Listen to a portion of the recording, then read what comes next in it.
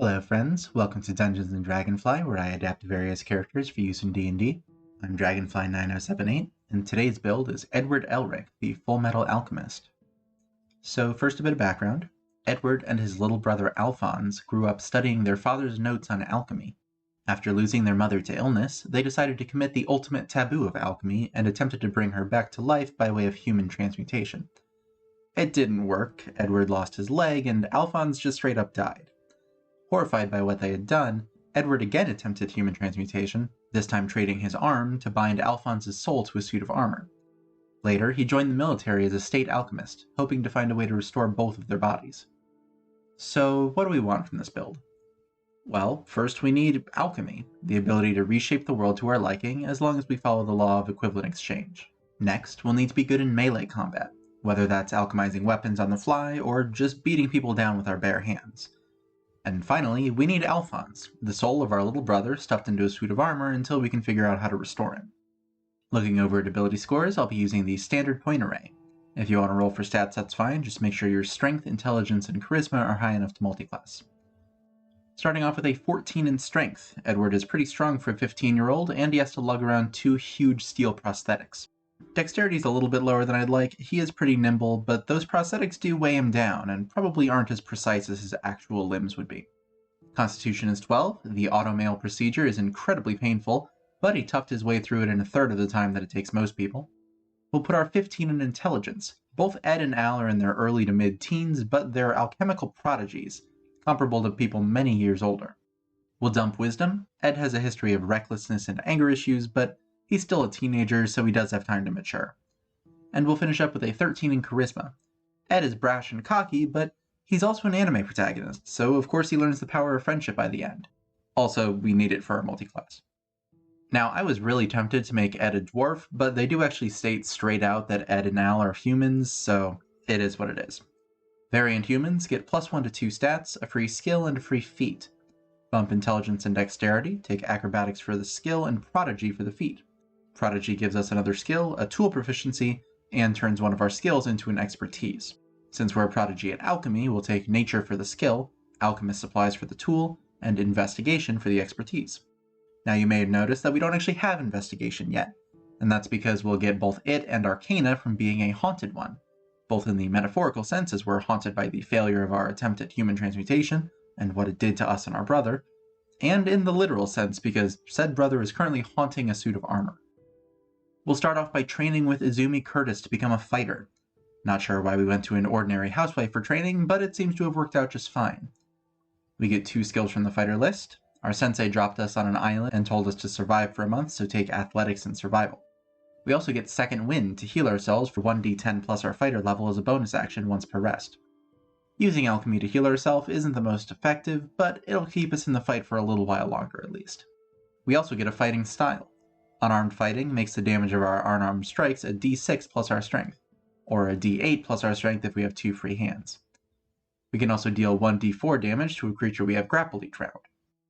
But we stopped training with Sensei before we even tried human transmutation, so let's do that now as a Warlock, specifically as a Mage of Lorehold.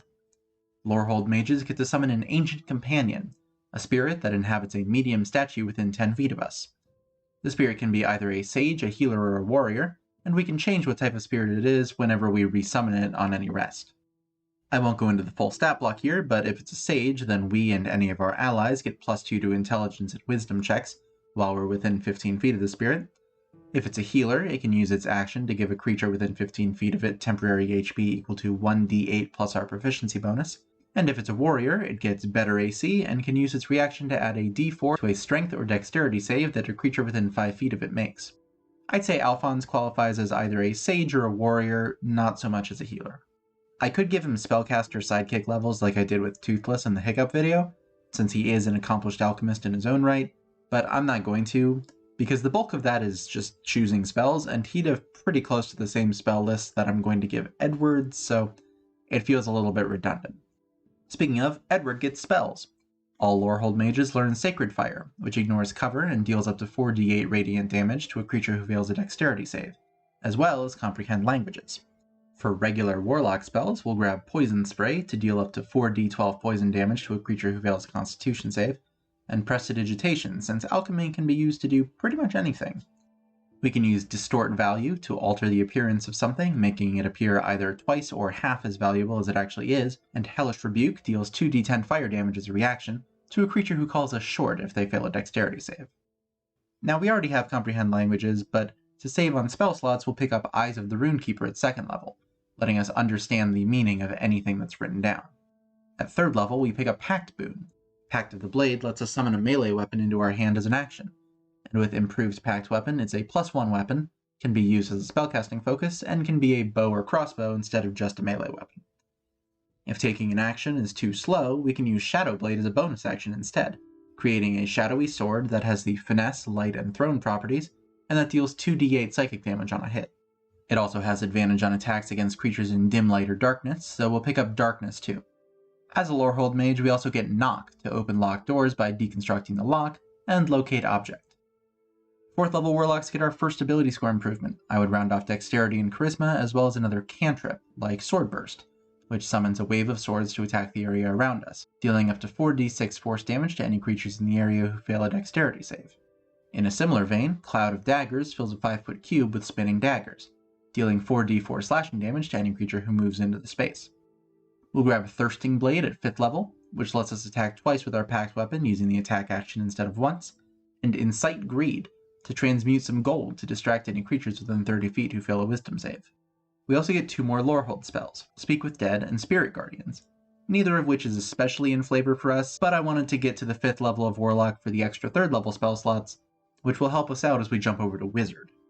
All Wizards get Arcane Recovery, letting us regain expended spell slots once per day when we take a short rest.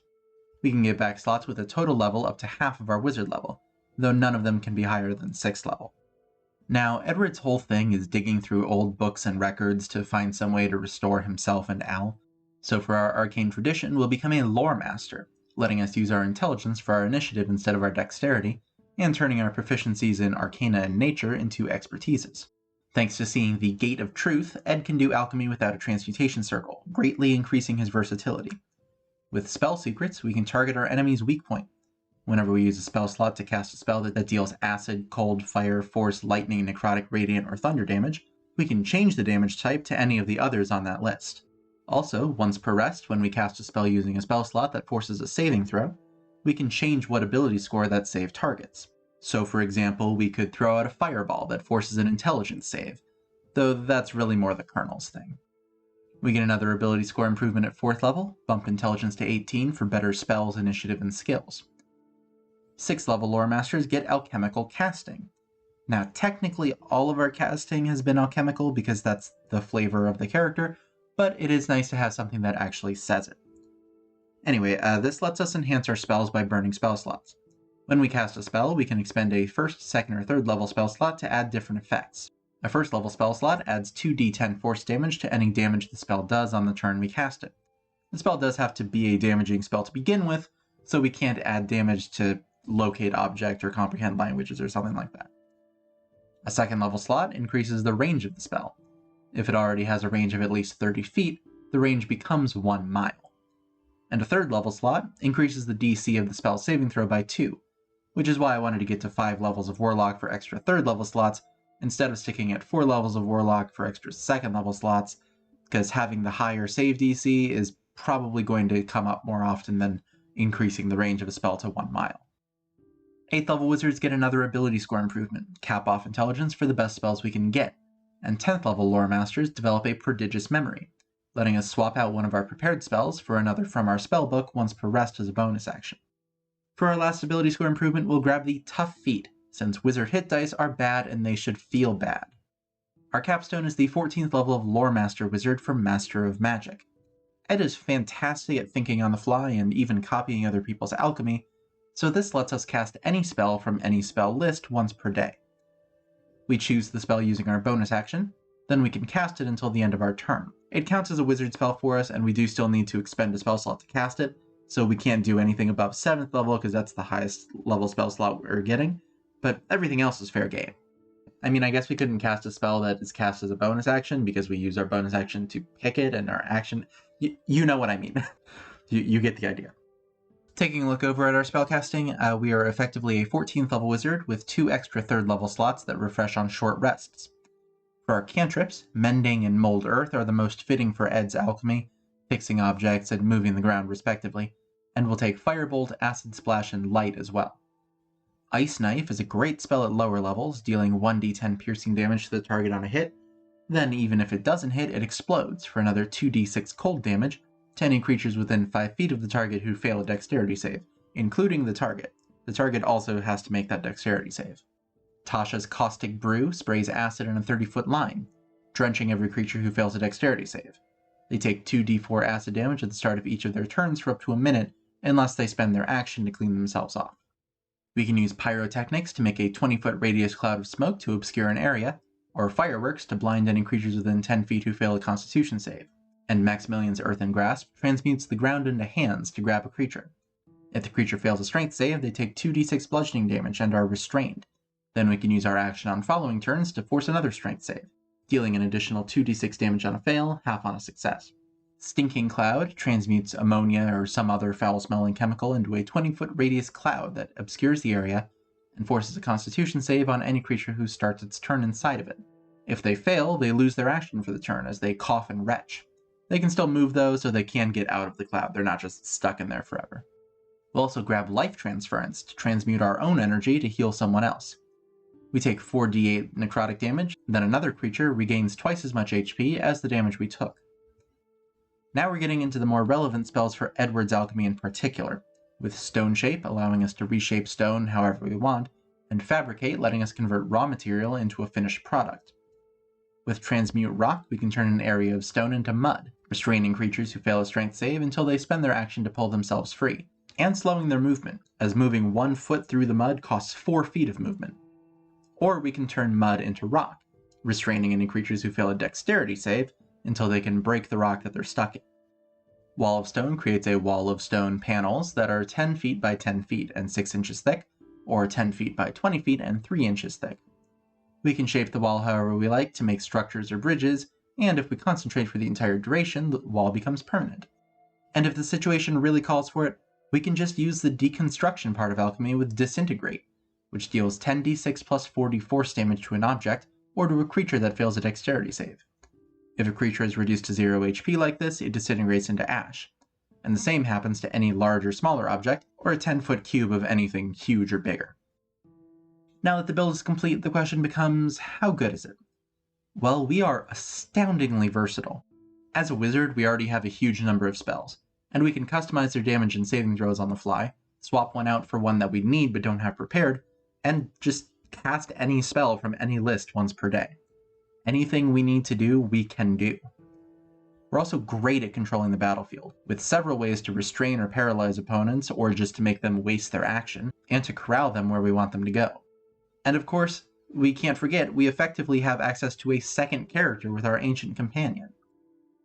On the other hand, Ed doesn't typically wear armor, so the best armor option we have is mage armor, putting our AC at only 14.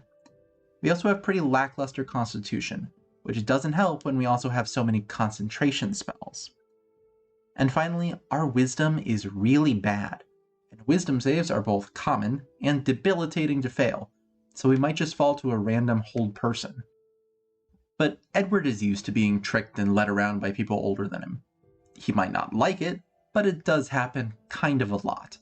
That's why it's important to punch them in the face first. Otherwise, we might just come up short. Don't call me little! You know, brother, I don't think he was really talking about your height just now.